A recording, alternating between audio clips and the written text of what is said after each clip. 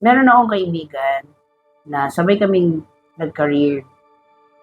Siya naging OFW, kumikita ng 100,000 kada buwan.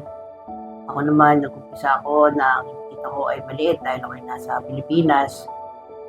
Dumating yung time na nag-usap ulit kami, nagkamusta kami.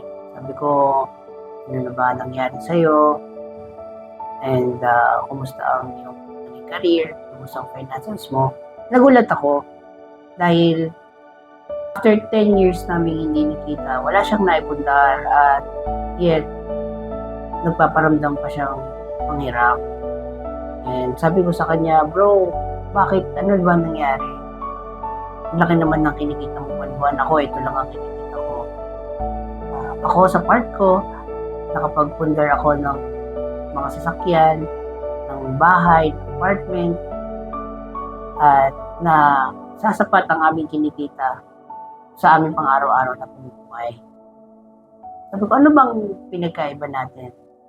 Siya pala, kapag kumikita, pinapadala lahat sa Pilipinas yung kinikita, and then yung natitira yun yung sinisikap niyang itabi at i-survive sa susunod na sahudan.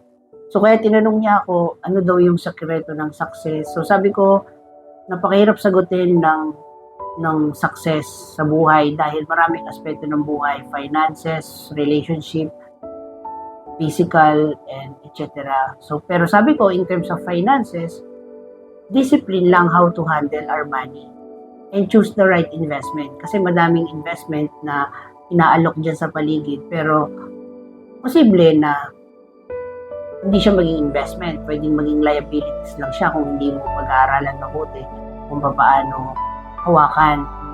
Maraming investment dyan sa paligid na ino-offer, pero syempre kailangan maging smart ka din kung paano mo i-manage.